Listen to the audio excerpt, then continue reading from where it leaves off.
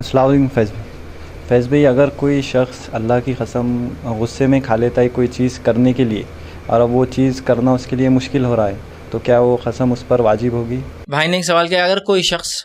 اللہ تعالیٰ کی قسم کھا لیتا ہے غصے میں اور اس کے بعد پھر وہ چیز پہ عمل نہیں کر پاتا، تو کیا وہ قسم واجب ہوں گی؟ تو دیکھیے،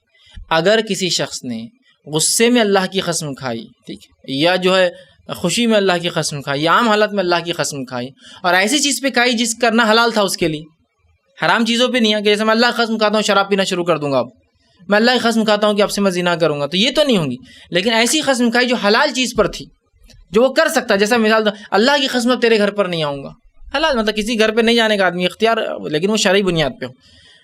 ٹھیک ہے، حلال چیز کی قسم کھا لی، اب وہ نادم ہے کہ وہ غصے کی وجہ سے وہ قسم کھائی تھی، حالانکہ عام اعتبار سے وہ رشتہ توڑنا نہیں چاہتا، جانا نہیں چاہتا تھا، یا فلاں ہے، تو اگر اس نے کسی ایسی چیز کی قسم کھائی اور وہ مجبور ہے اب توڑنے کے اوپر،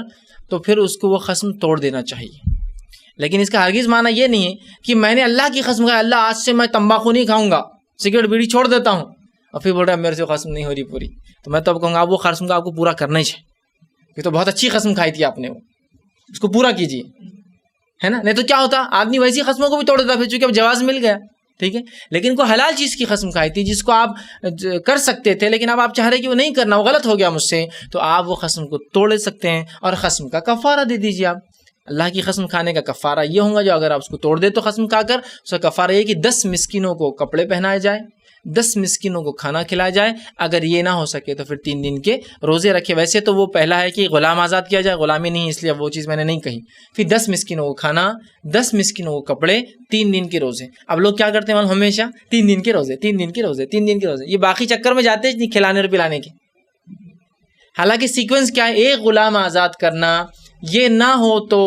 10 مسکینوں کھانا کھلانا، یہ نہ ہو تو 10 مسکینوں کپڑے پہنانا، یہ بھی نہ ہو تو پھر 3 دن کے روزے رکھنا۔ ہم سب سے شارٹ کٹ 3 دن کے روزے، کھلانا پلانا پہنانا کیا کے لیے سیکوینس میں جائے، تو غلام نہیں ہے تو کھلانے سے شروع کیجیے،